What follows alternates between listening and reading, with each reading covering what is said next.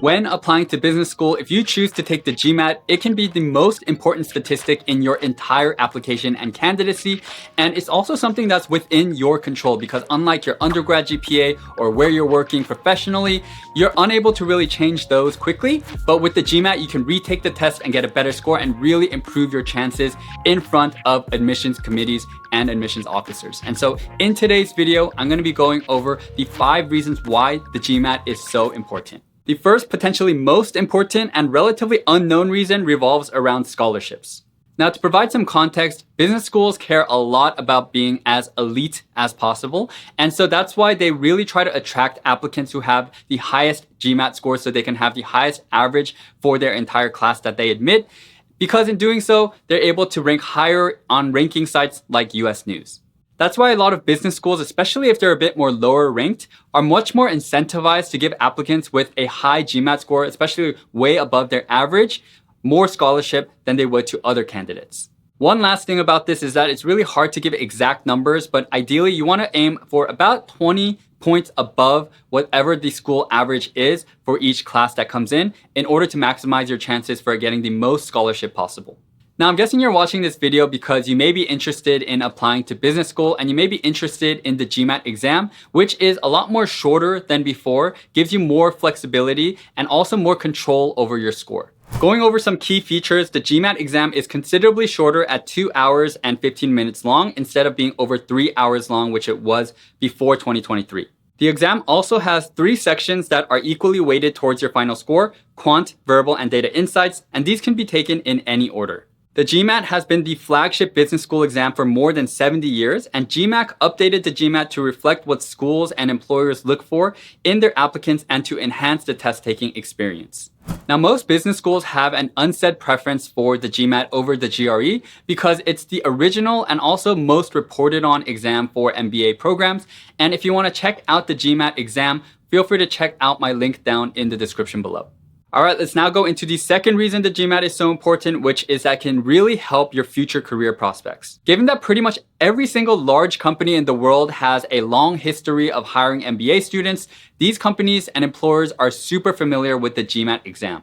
Management consulting and finance firms in particular will take a look at your GMAT score and take it into consideration as they're looking at your candidacy, although they won't necessarily make you disclose it. The reason it's so beneficial for recruiting to have a high GMAT score is that employers hire from a variety of backgrounds, and given that the GMAT is a standardized exam, they can use this as a fair data point to compare you with other candidates who come from all across the world. Going into reason number 3, a good GMAT score indicates that you'll be able to handle the academic rigor of the MBA program. Simply put, the GMAT is a hard exam because it's an adaptive test, meaning that with every question you get right, the test only gets harder and harder. In addition to this, the GMAT was specifically designed to test your abilities in critical thinking, problem solving, and data literacy, which are all very important skills in the business world. If you're able to do well on the GMAT, admissions officers will think, okay, this person will be able to handle graduate level courses. And on that note, I actually published a video about one of the classes I took while I was getting my MBA at Wharton called Advanced Topics in Private Equity, which you can check out if you're interested. Now, to be honest, MBA classes are pretty easy in the sense that they're pass-fail, and most MBA programs have grade non-disclosure, meaning that they're not supposed to or allowed to show your grades to employers. So with that said, I think admissions officers, what they really just care about is being able to see your work ethic, because getting a good GMAT score is not easy. And if you get a high GMAT score, then it shows that you're really committed to really trying to get into the best MBA program possible, and that you'll be a good student at least and have a strong work ethic. Going into the next reason, a strong GMAT score can help tremendously in compensating for weaknesses in other parts of your application. If you're like most candidates, you probably have a weakness in some part of your application because you're probably not perfect. I'm not perfect, but I know I'm a good person and I'm an honest person. That's not good enough! For example, you may have a mediocre or low GPA, or you may come from a humanities major and you don't really have a lot of proof that you can really think quantitatively. A good GMAT and or quant score can really help alleviate some of these kinds of weaknesses and really at times be a make or break in your application. In addition, if you come from an overrepresented background, like if you're an Indian engineer or an Asian male or a white male, then a lot of the people you're going to be compared against are going to already have high GMAT scores. And so you're really going to want to get the best possible score you can as well to be as competitive as possible.